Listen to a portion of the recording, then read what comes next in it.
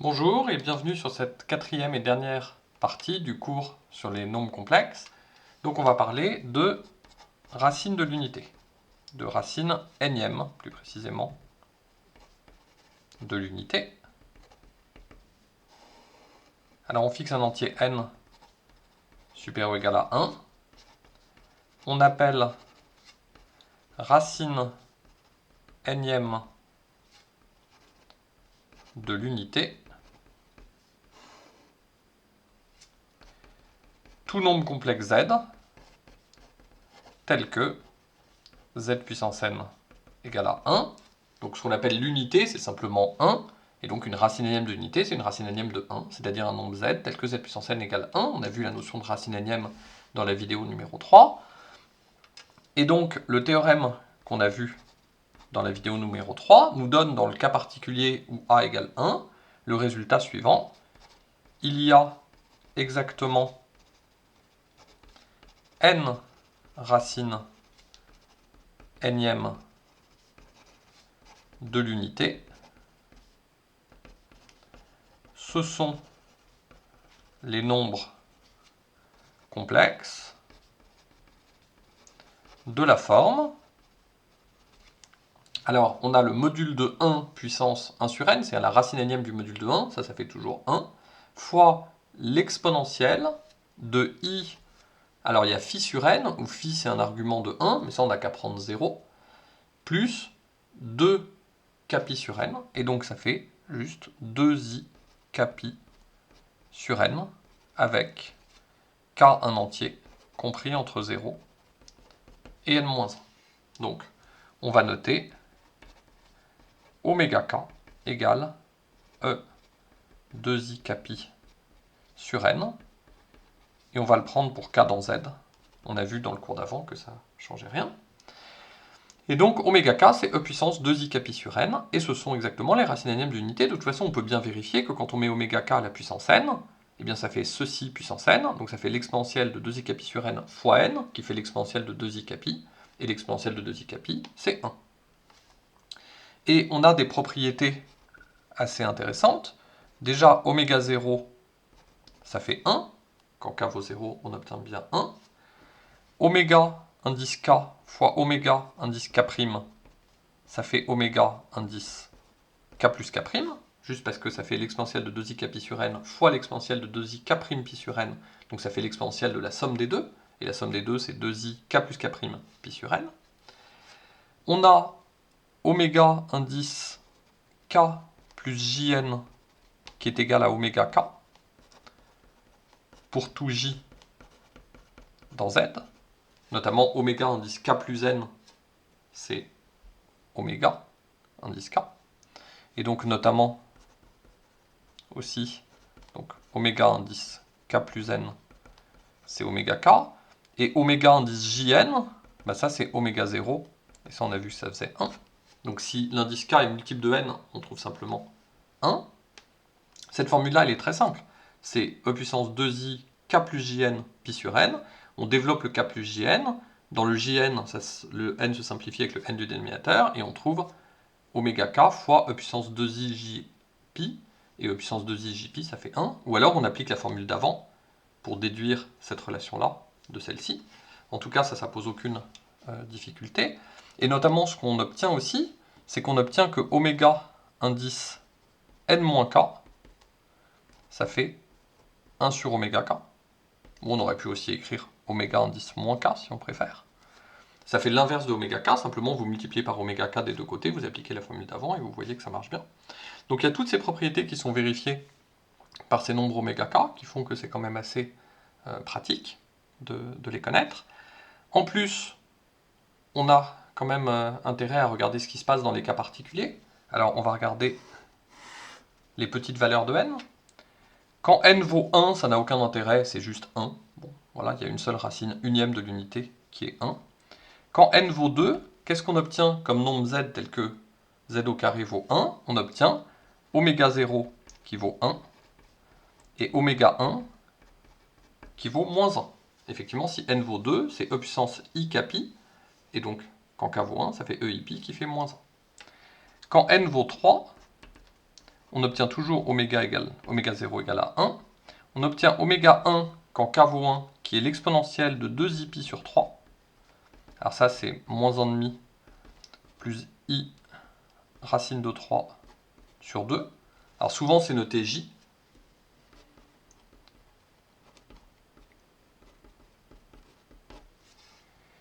Et oméga 2, c'est l'exponentielle de 4i sur 3, quand k vaut 2.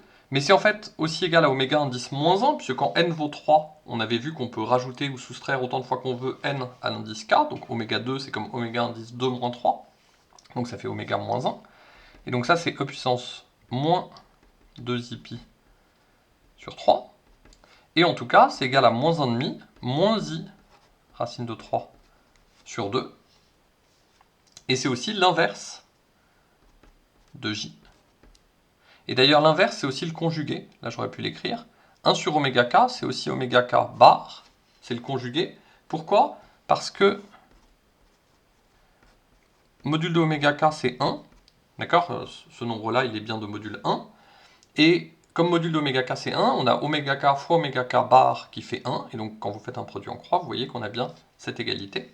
Donc, 1 sur j, c'est égal à j bar. Et c'est aussi égal à j carré, puisqu'on a cette propriété que quand vous mettez oméga 1 au carré, ça fait oméga 2. Et donc c'est bien ça. Donc ça, c'est quelque chose à retenir, que ce nombre j, il vérifie que 1 sur j égale j bar égale j carré, et c'est ce nombre-là. Alors, on peut déjà commencer un peu à faire un dessin pour voir ce qui se passe. Là, si on trace le plan complexe, avec comme d'habitude ici 1 et ici i, là on peut mettre moins 1. Là, on a moins 1,5. On peut essayer de tracer un petit peu le cercle unité, bon, qui n'est pas très circulaire, mais on peut essayer de le tracer. Et ici, on a le point J, avec ici racine de 3 sur 2. Racine de 3 sur 2, c'est à peu près 0,85, quelque chose comme ça.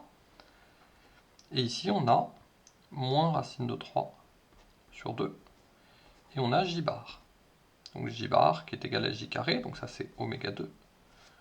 Et ce nombre-là, c'est oméga 1. Et ici, on a le point 1 qui est égal à oméga 0. Et en fait, ce dont on s'aperçoit, c'est que si on joint ces trois points, on a en fait un triangle équilatéral dont les sommets sont les 3 racines troisièmes de l'unité. Donc on parle de racines cubiques de l'unité quand n égale 3. Et donc on a ici un triangle équilatéral, c'est facile à démontrer, qui joint les 3 racines cubiques de l'unité. Si n égale 4, quelles sont les racines quatrièmes de l'unité? Eh bien on a encore oméga 0 égale à 1. Oméga 1, c'est e puissance 2i sur 4, donc ça fait ei sur 2. Qu'est-ce que ça fait ei sur 2? C'est le nombre complexe de module 1 et d'argument pi sur 2 modulo 2pi. Ça c'est i. Oméga 2, c'est le carré du précédent. Ça fait moins 1. Oméga 3, c'est oméga 2 fois oméga 1, donc ça fait moins i. Et là, la liste est terminée, puisque si on veut les avoir sans répétition, il faut que k aille de 0 jusqu'à n-1, et ici n c'est 4. Donc finalement, on voit ici que les racines quatrièmes de l'unité sont 1, i, moins 1, moins i. On peut aussi les représenter géométriquement. 1, i, moins 1, moins i.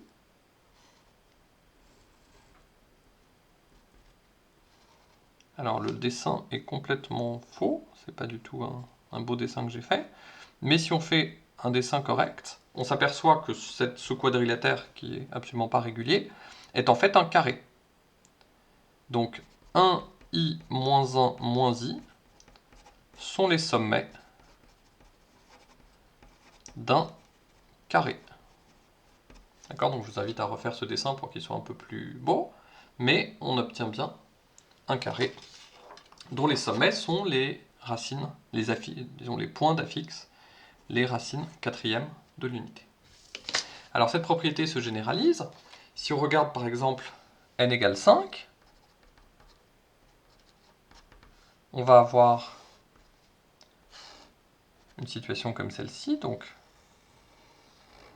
le cercle unité, ici 1 qui est toujours égal à oméga 0, ensuite oméga 1 c'est e puissance 2i pi sur 5, donc il faut couper disons ici, avec un angle de 2π sur 5. Et là, on trouve oméga 1. Ensuite, on refait un angle de 2π sur 5. Et on trouve oméga 2. Donc l'argument de oméga 2, c'est 4π sur 5 modulo 2π. Mais donc ça veut dire qu'ici, on a à nouveau un angle de 2π sur 5. Ensuite, oméga 3, ça va être le conjugué de oméga 2.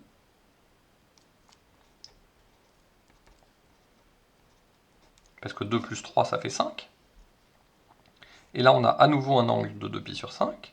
Ensuite, oméga 4, c'est le conjugué de oméga 1, à nouveau parce que 1 plus 4, ça fait 5. Et là, on a de nouveau un angle ici de 2π sur 5. Et entre oméga 4 et oméga 1, on a à nouveau un angle de 2π sur 5. Donc en fait, quand on trace les racines cinquièmes de l'unité, on voit qu'il s'agit de couper le disque unité en 5 secteurs d'angle 2π sur 5. Bon, c'est comme si vous avez une pizza que vous voulez couper en 5 parts égales. Et quand on joint les sommets, on s'aperçoit qu'on obtient un pentagone régulier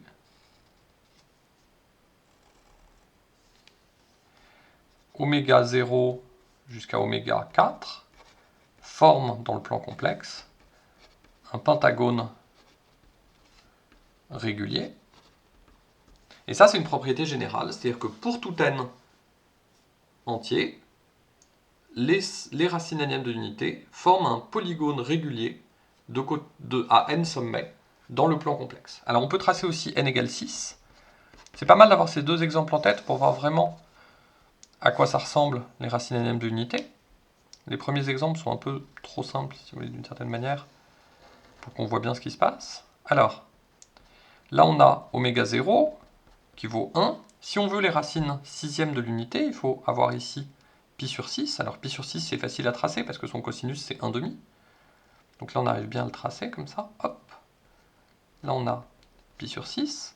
Ensuite, on refait... non, pardon, pi sur 3.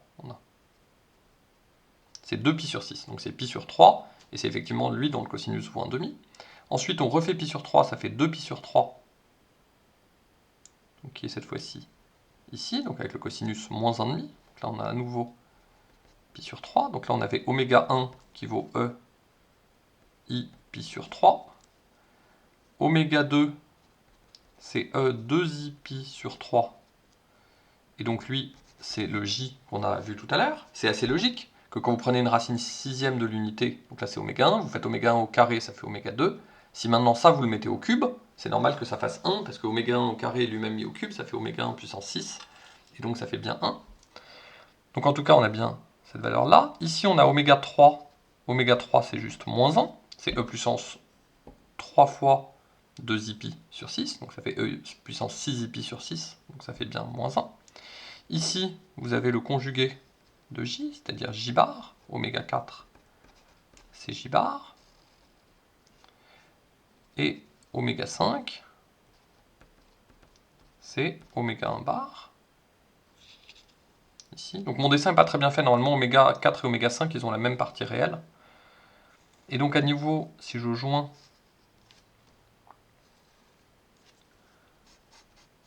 les points ici, je joins les racines ici, et j'obtiens un hexagone régulier, vous voyez, comme ça, hop, hop, hop, hop, hop, hop.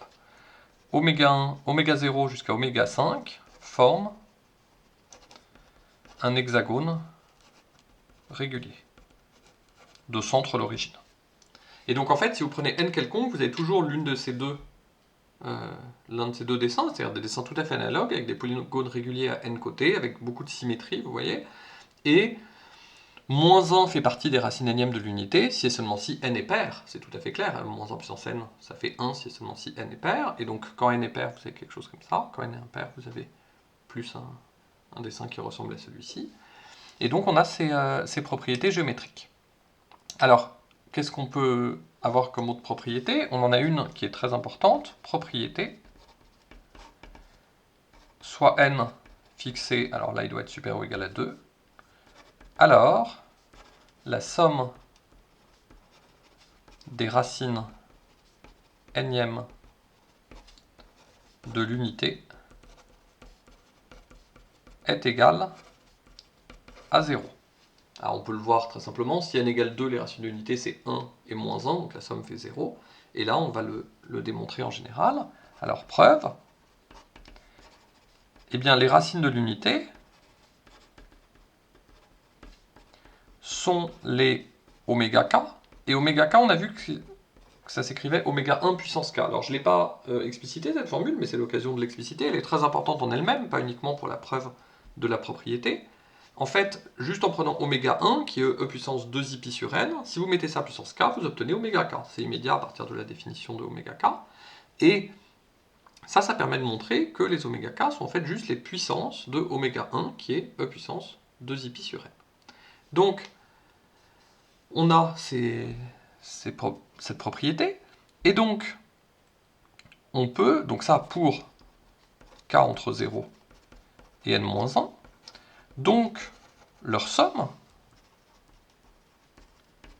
quelle est la somme de ces racines énièmes de l'unité? Ben simplement la somme pour k égale 0 jusqu'à n-1 de oméga 1 puissance k.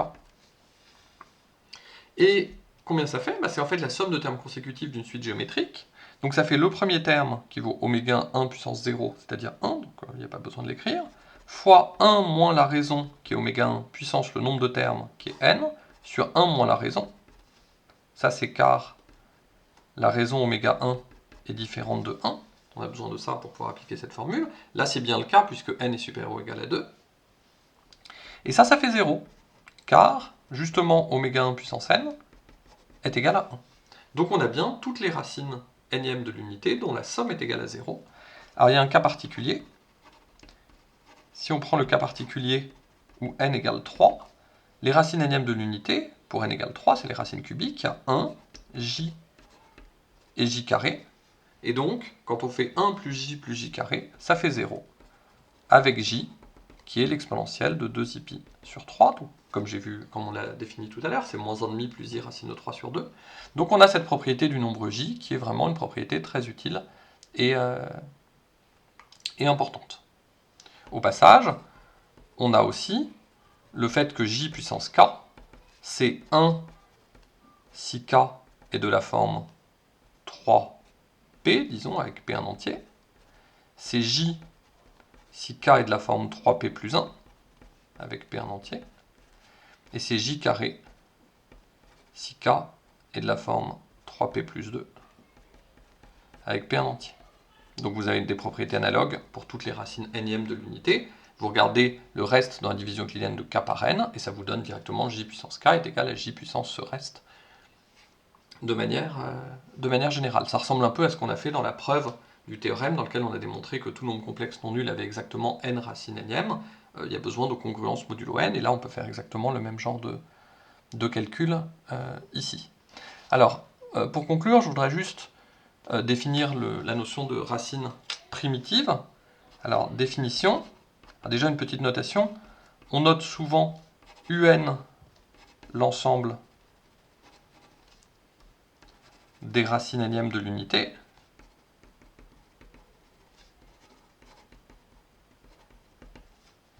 Et on appelle racine primitive énième de l'unité tout élément, disons oméga appartenant à un, tel que un soit l'ensemble des puissances de oméga, c'est-à-dire l'ensemble des oméga puissance L, avec L dans Z. C'est-à-dire que si vous regardez oméga et toutes ses puissances, vous obtenez comme ça toutes les racines primitives de l'unité. Par exemple, oméga 1 égale e puissance 2i pi sur n est bien une racine primitive énième de l'unité, puisqu'on a vu que tous les oméga k s'écrivent sous la forme oméga 1 puissance k. Et un autre exemple qu'on peut donner, c'est par exemple j carré qui est égal à j bar, est bien une racine primitive, donc si on prend n égale 3, car je peux écrire toutes les racines de l'unité, toutes les racines énièmes de l'unité, comme des puissances de j carré. Alors je peux écrire 1, c'est j carré puissance 0, j, c'est peut-être celle-là qui est plus compliquée à écrire, c'est j carré au carré, Parce que j carré au carré, ça fait j puissance 4, et j puissance 4, c'est égal à j, puisque j cube fait 1, et donc on a bien ça. Et puis j carré lui-même, c'est j carré puissance 1. Donc on a bien cette expression-là. On a bien cette propriété que j carré est primitive. Et par exemple, 1 n'est jamais primitive,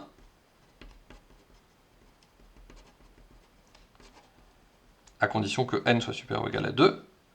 Pourquoi 1 n'est jamais primitif? Parce que simplement, quand vous prenez 1 puissance L, ça fait toujours 1, et vous n'allez pas comme ça obtenir les n racines énièmes de l'unité, vous allez obtenir que 1 elle-même, donc 1 n'est pas une racine primitive. Alors il y a un théorème qu'on va admettre, c'est qu'une racine oméga indice k est primitive, donc une racine énième de l'unité, si et seulement si le PGCD de k et n est égal à 1, c'est-à-dire que k est premier avec n. Donc ça, c'est un joli théorème que, si vous êtes intéressé, si vous avez fait un peu d'arithmétique ou vous voulez regarder un petit peu ça, je vous invite à regarder la preuve de ce résultat-là, ça se trouve assez facilement, c'est un résultat très classique. Et ça vous montre qu'il y a pas mal d'arithmétique et de théorie des groupes qui sont cachés derrière ces histoires de racines énièmes de l'unité. C'est un sujet qui est très joli, où il y a plein de jolies propriétés, plein de jolies choses à voir, qui sont à la fois au croisement des nombres complexes, d'un peu de géométrie, et de choses sur les groupes, si vous connaissez des groupes, mais c'est pas obligatoire, et sinon de résultats d'arithmétique. Donc je vous invite à étudier par vous-même ces propriétés-là un peu plus en détail si ça vous intéresse.